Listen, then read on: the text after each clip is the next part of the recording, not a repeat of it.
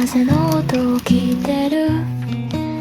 予定は決めないまま靴ひもを結んだ。雲はゆっくり流れて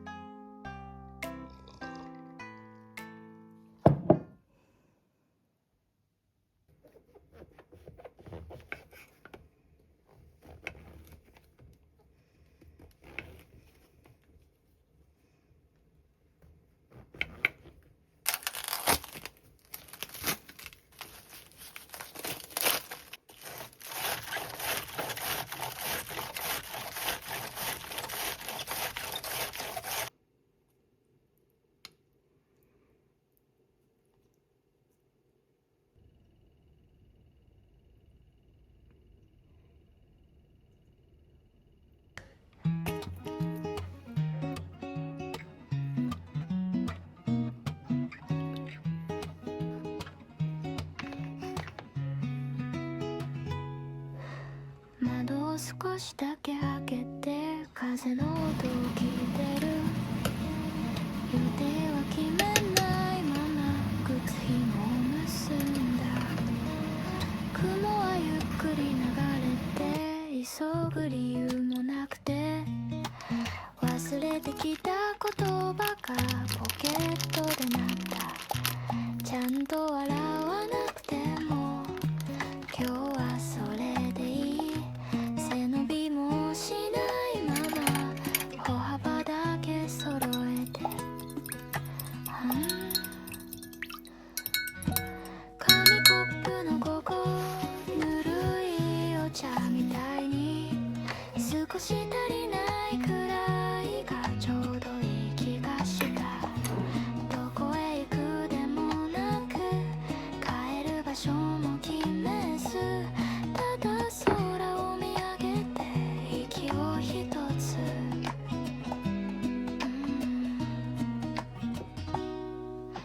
芝生に座る影が少し揺れていて、何かを探すよりここにいるだけ。大きな夢じゃなくて小さな安心。名前もつけないまま手のひらに残す。紙コップのこここぼさないように両手で持ってる、それくらいがいい。笑いすぎなくても黙っていてもこの時間がちゃんと進む。